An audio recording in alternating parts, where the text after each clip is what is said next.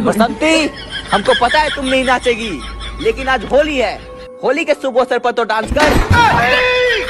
बसंती, इन कुत्तों के सामने मत नाचना।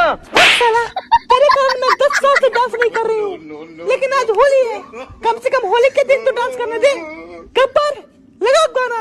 आज ये बसंती दिल खोल कर नाचेगी।